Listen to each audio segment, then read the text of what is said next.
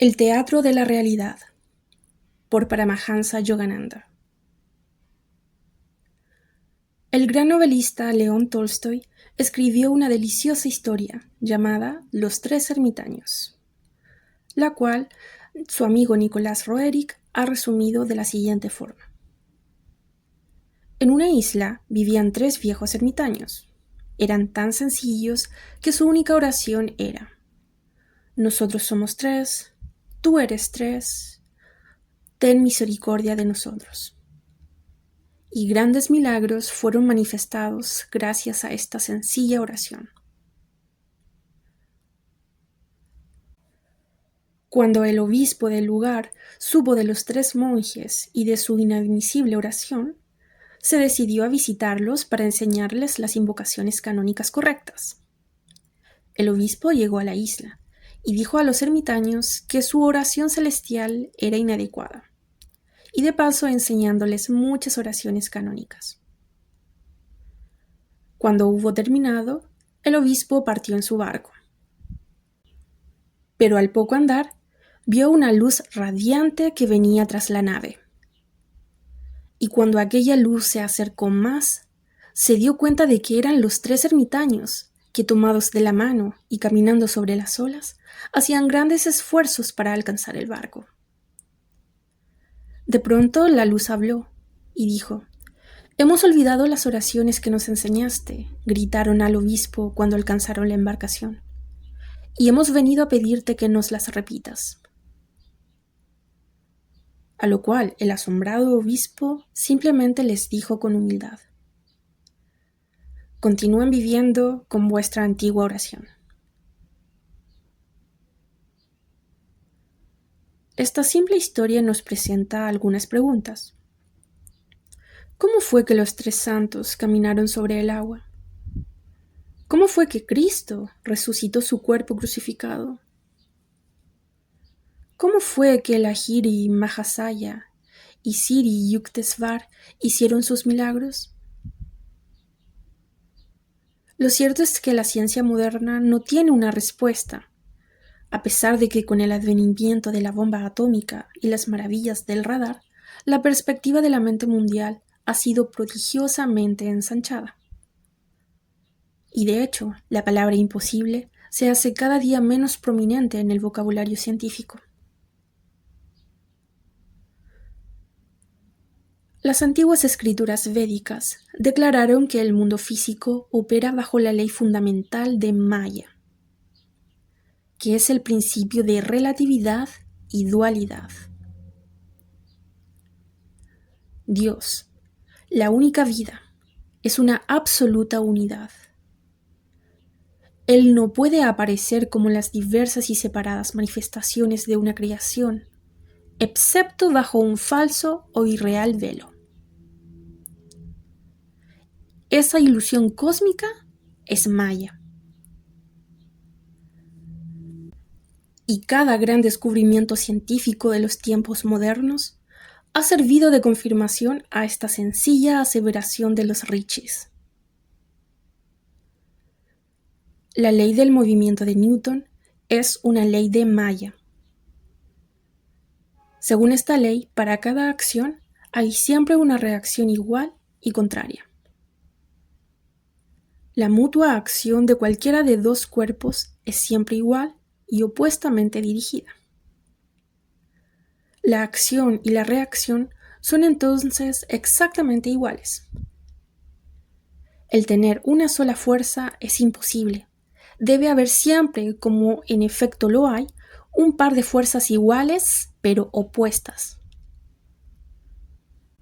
Todas las actividades de la naturaleza no hacen más que evidenciar el velo de Maya. Por ejemplo, la electricidad es un fenómeno de repulsión y de atracción. Sus electrones y protones son opuestos eléctricos. Otro ejemplo, el átomo o partícula final de la materia es como la Tierra misma, un magneto con sus polos negativo y positivo. Todo el mundo fenoménico está bajo la inexorable causa de la polaridad, Ninguna ley física, ni química o de cualquier otra ciencia se halla jamás libre de sus inherentes opuestos o principios contrarios. La ciencia física no puede entonces formular leyes fuera de Maya, pues esta es la verdadera textura y estructura de la creación. La naturaleza misma es Maya. La ciencia material debe forzosamente tropezar con su ineludible acertijo. En su propio dominio es eterna e inagotable. Los científicos del futuro no podrán hacer más que probar un aspecto tras otro de su variada infinitud. Así, la ciencia permanece en perpetuo flujo, imposibilitada para alcanzar su finalidad, aunque ciertamente apta para formular las leyes de un existente y funcional cosmos, pero sin poder para descubrir al hacedor de la ley y el único operador.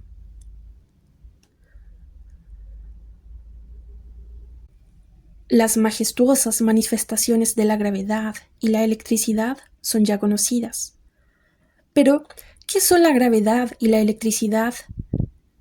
En realidad, ningún mortal lo sabe a ciencia cierta.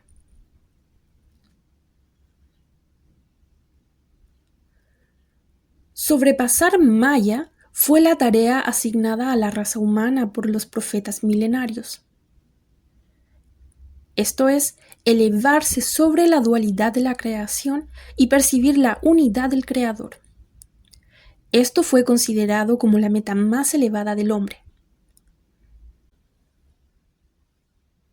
Aquellos que se aferran a la ilusión cósmica deben aceptar su ley esencial, la ley de polaridad, flujo y reflujo, elevación y caída, día y noche, placer y dolor, bien y mal, nacimiento y muerte, etc.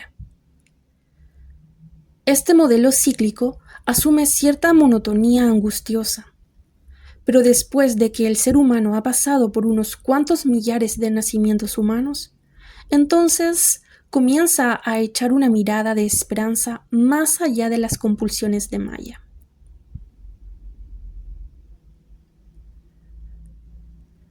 Rasgar el velo de Maya es penetrar en el secreto de la creación. El yogi que así desnuda el universo es el único monoteísta verdadero. Todos los demás están adorando imágenes paganas. Lo cierto es que mientras el hombre o la mujer permanezca en la ilusión dualista de la naturaleza, el doble rostro de Maya, como el de Jano, será su Dios, y no podrá conocer la única verdad de Dios.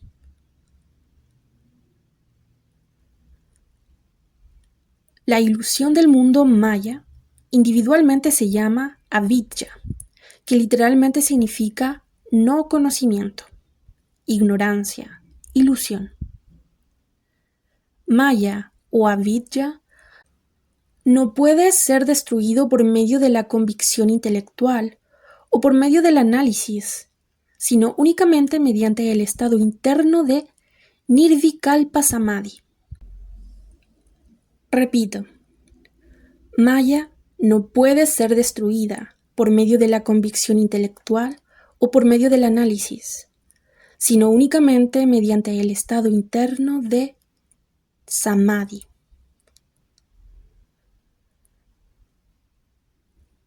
Los profetas del Antiguo Testamento y los videntes de todos los países y de todas las épocas hablaron desde ese estado de conciencia. Por ejemplo, Ezequiel dijo: «Y llevóme a la puerta que mira hacia el oriente, y he aquí la gloria de Dios de Israel, que venía desde el oriente, y su sonido era como el sonido de muchas aguas, y la tierra resplandecía a causa de su gloria».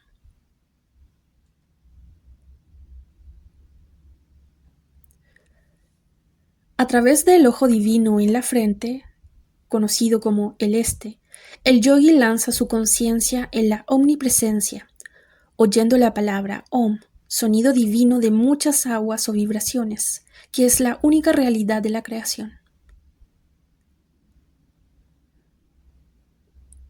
Entre el trillón de misterios del cosmos, el más fenomenal es el de la luz, la cual no necesita, como las ondas sonoras, que necesitan aire para transmitirse, u otro medio, pues las ondas de luz pasan libremente por el vacío del espacio interestelar.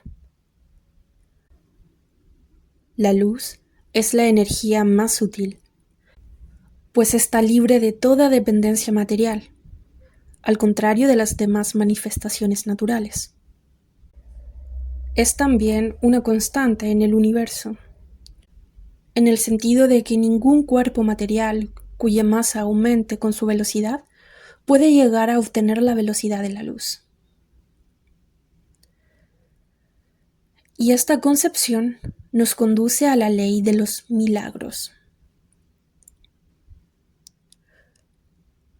Los maestros que pueden materializar o desmaterializar sus cuerpos o cualquier otro objeto o moverse como a velocidad de la luz, han llenado las condiciones necesarias descritas por el gran sabio Einstein, es decir, la masa de estos hombres se ha vuelto infinita.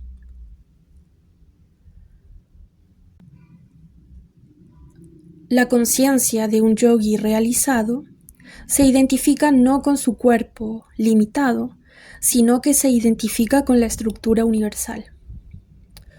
En otras palabras, el yogi, el santo, no se identifica con su cuerpo limitado, sino que se identifica con el universo entero. Y aquel que se conoce a sí mismo como un espíritu omnipresente y se reconoce como tal, ya no está sujeto a la rigidez de su cuerpo, tampoco a las leyes del tiempo y el espacio, sino que es un ser libre, identificado con el todo. Ha pasado de un estado de yo soy este cuerpo a yo soy Dios.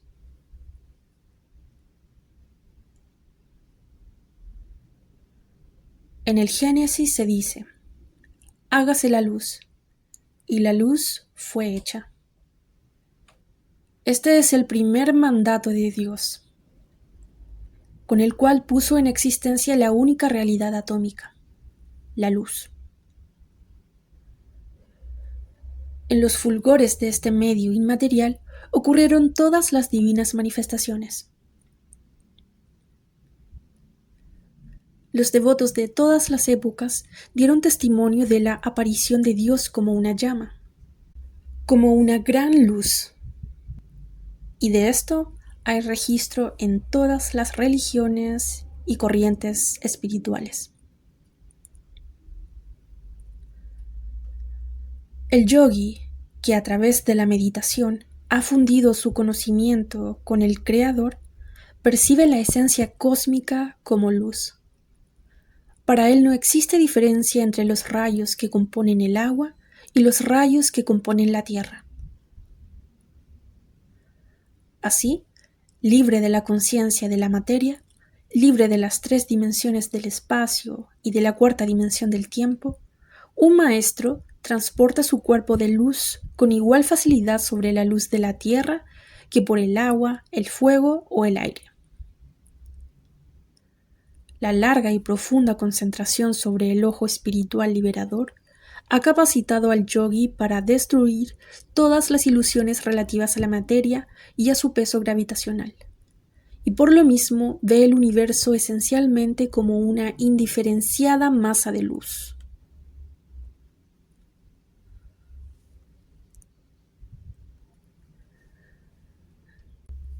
Al dormir, en el estado de ensoñación, la persona que sueña ha perdido su enlace con las limitaciones egoístas que diariamente lo atenazan. Aquí, la omnipotencia de su mente tiene una demostración nocturna, pues en el sueño están los amigos largamente desaparecidos, los más remotos continentes, las escenas resurrectas de la niñez. En el sueño hay libertad absoluta. Y es que en los sueños, el poder creador concedido por el Señor se manifiesta en toda su plenitud. Acá, la persona entrenada en manejar los sueños, reacondiciona los átomos de luz del universo para satisfacer la plegaria sincera del devoto. Y es que, la verdad es que, precisamente el hombre y la creación fueron hechos para esto, para que el ser humano pudiera elevarse como un maestro de Maya y conociese su dominio sobre el cosmos.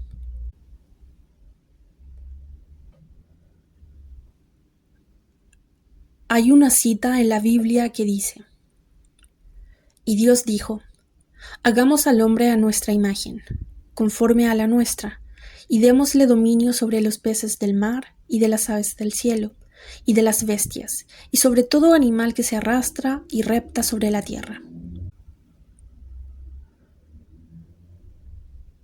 En el año 1915, poco después de haber entrado en la Orden de los Swamis, obtuve una visión de contraste violento. En ella, la relatividad de la conciencia humana me quedó claramente establecida. Allí percibí la unidad de la luz eterna detrás de las dolorosas dualidades de Maya. La visión que tuve se presentó a mí mientras estaba sentado, una mañana, en mi pequeña buhardilla en la casa de mi padre. En esa época, hacía meses que la Primera Guerra Mundial había comenzado a destrozar Europa, y yo reflexionaba tristemente sobre la enorme matanza. Cuando cerré los ojos en meditación, mi conciencia fue súbitamente transportada al cuerpo de un capitán que mandaba un barco de guerra. Oí el rugido de los cañones, de los tiros que se cruzaban entre una batería de tierra y los cañones del barco. En ese momento, una enorme granada destrozó mi navío. Me tiré al agua, junto con unos cuantos marinos que habían sobrevivido a la explosión. Con el corazón angustiado, llegué a la orilla, sano y salvo, pero, ¡ay!, una bala perdida puso fin a mi vuelo, incrustándose en mi pecho. Gimiendo caí sobre la tierra. Todo mi cuerpo estaba paralizado, y sin embargo tenía conciencia de poseer un cuerpo, como cuando se siente que una pierna se ha dormido. En ese momento solo pensaba en que el misterioso paso de la muerte me había alcanzado. Y con un suspiro final, iba a sumergirme en la inconsciencia.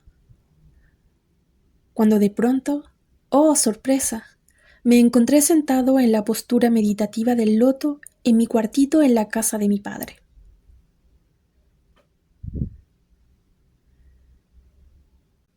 Lágrimas de emoción brotaban de mis ojos, y gozoso tocaba y pellizcaba mi rescatada posesión, un cuerpo libre, sin ningún agujero de bala en el pecho. Miré de un lado a otro, inhalando para asegurarme de que realmente estaba vivo. En medio de toda esa algarabía, otra vez mi conciencia fue transportada al cuerpo del capitán, muerto por una ráfaga de balas en la costa.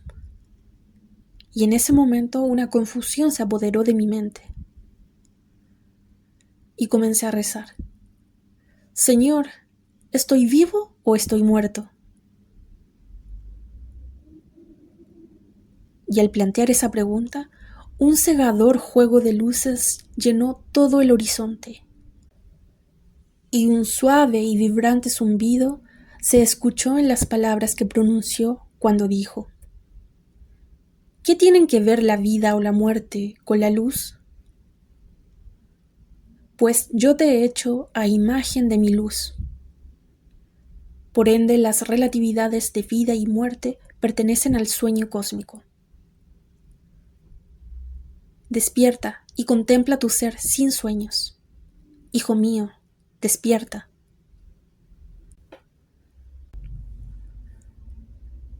Imaginemos a un cine.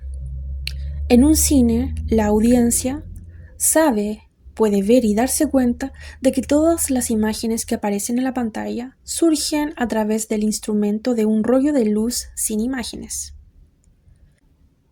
Y lo cierto es que el colorido drama de la vida cotidiana es igualmente emitido desde una sencilla luz blanca, de una fuente o procedencia cósmica. Con inconcebible ingenuidad, Dios está operando un entretenimiento para sus niños humanos, haciéndoles a la vez actores y observadores de su teatro planetario. Cierto día entré en un cine para presenciar una película de los campos de guerra europeos. La Primera Guerra Mundial seguía sus destrozos en el frente occidental. La película registraba la escena de una matanza con tanto realismo que salí del teatro con el corazón apretado. Y comencé a orar. Y dije, Señor, ¿por qué permites tú tal sufrimiento? Y para mi sorpresa, recibí la contestación inmediatamente, en la forma de una visión real de las batallas de los campos de guerra europeos. El horror de la lucha, llena de los muertos y los moribundos, sobrepasaban lejos en ferocidad a cualquier representación de cualquier cine. Y escuché que me dijo, fíjate atentamente, me susurraba una voz suave en mi conciencia interna. Tú verás que estas escenas que ahora pasan en Francia no son más que puro juego del claroscuro. Son las películas del cinematógrafo cósmico, tan reales e irreales como la película que en el teatro acabas de presenciar. Es simplemente un juego dentro de otro juego. Obviamente, frente a esa respuesta, mi corazón aún no estaba tranquilo. Y la voz divina seguía diciendo, la creación es luz y sombra a la vez. De otra manera, la cinta no sería posible.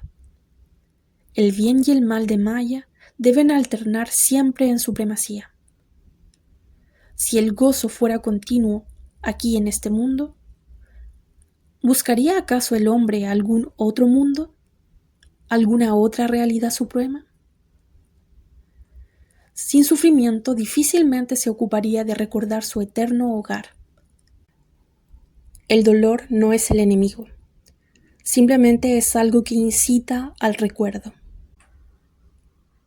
El medio de escape es la sabiduría. Ver a la muerte como una tragedia es irreal. Aquellos que tiemblan ante la muerte son como un actor ignorante que muere de miedo en el escenario cuando solamente un cartucho vacío le ha sido disparado. Mis hijos son los hijos de la luz. Ellos no dormirán para siempre en la ilusión.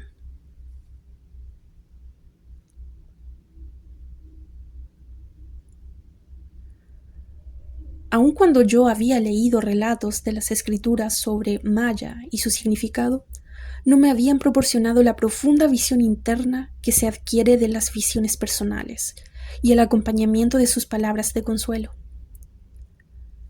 La noción de los propios valores es profundamente cambiada cuando por fin está uno convencido de que la creación es solo un inmenso cinematógrafo y que nada dentro de él es real, sino que la verdad, la realidad, está más allá de él.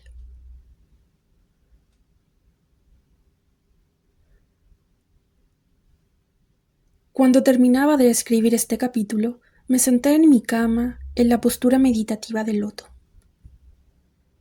Mi habitación estaba tenuemente iluminada por 2 lámparas de pedestal. Al levantar la vista, noté que el techo de la habitación estaba punteado con pequeños puntitos de luces de color de mostaza, centelleando y parpadeando como si fueran destellos de radio.